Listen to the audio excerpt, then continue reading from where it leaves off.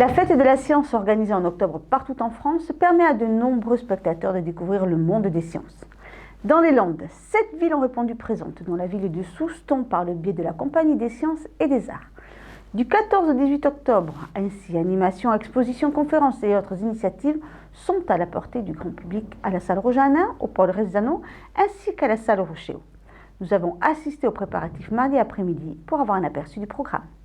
2015 est l'année internationale de la lumière pour l'ONU et des sols pour l'Organisation des Nations Unies pour l'alimentation et l'agriculture. C'est donc pour cela que la fête de la science à Souston s'intitule Les Landes, terre de sable et de lumière. Ce week-end, expériences, quiz, expositions sont à la salle Roger Hanin. Les découvertes seront nombreuses, gratuites et à la portée de tous.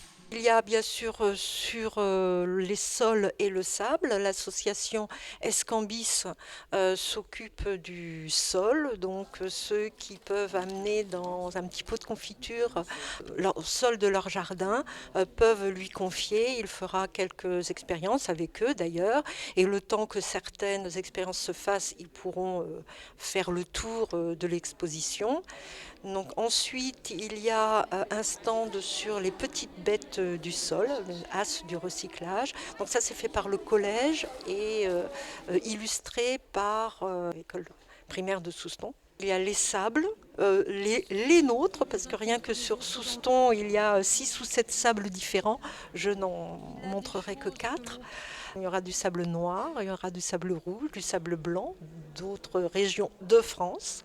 Il y a, pour répondre à la question pourquoi autant de sable chez nous, un petit aperçu de l'histoire géologique des Landes avec des maquettes en partie faites par les enfants qui viennent au club sciences du mercredi après-midi ou du samedi matin.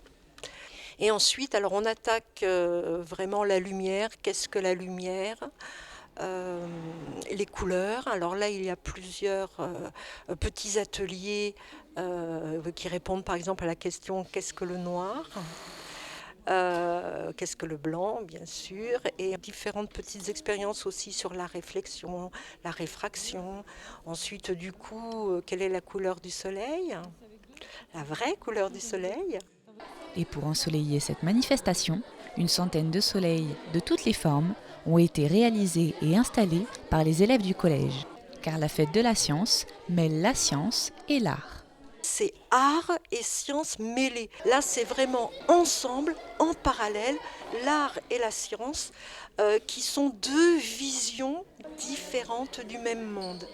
Donc il y aura des tableaux et des photographies sur les sables, sur le soleil couchant, sur les couleurs, mais aussi sur l'ombre. Et aussi, n'oublions pas, quelques extraits des 7 textes primés, puisque nous avions fait un concours de contes et nouvelles, disséminés dans l'exposition selon ce dont ils parlent.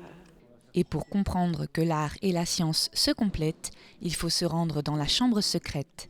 C'est dans le noir que vous pourrez découvrir la magie de la lumière, mais aussi et surtout le mariage parfait des sols et de la lumière avec une exposition de minéraux.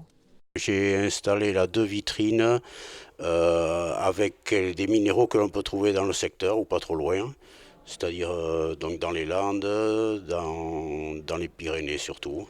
Voilà, alors on trouve des calcites, des aragonites, puis je fais 2 autres vitrines de minéraux un peu du monde entier, avec toutes sortes de couleurs.